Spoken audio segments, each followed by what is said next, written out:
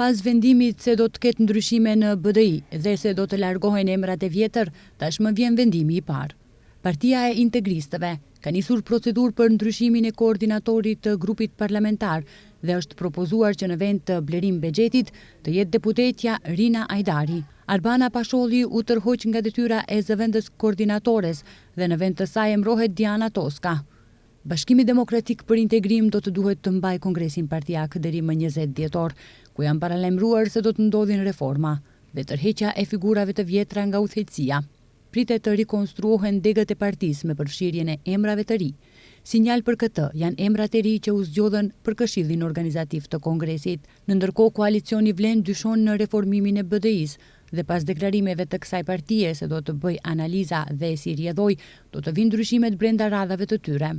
Sipas Vlenit, nëse BDI ndryshimin e nisë dhe e mbaron me Blerim Bexhetin, atëre ka konfirmuar fundin politik. Kjo sipas tyre flet për mungesën e njerëzve brenda BDI-s, që do të mund të shpëtonin partinë nga rënja.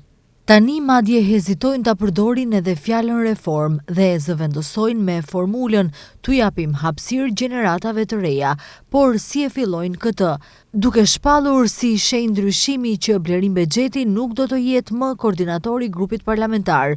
Kjo është reforma që premton BDI t'i lëviz karriket, por jo njerëzit që për 2 dekada u bën sinonimi i arrogancës dhe abuzimit. Nëse për ta ndryshimi fillon dhe mbaron me Blerim Bexhetin, atëherë BDI e ka vullosur vetë fundin e vet politik, thon nga koalicioni Vlen. Në ndërkohë, shumë aktivistë por dhe bartës të funksioneve brenda integristëve kanë kërkuar largimin e Blerim Bexhetit dhe Musa Xhaferit nga partia, pasi që për këta 2 funksionar janë publikuar përgjime me përmbajtje të pahishme duke ofenduar tetovarët.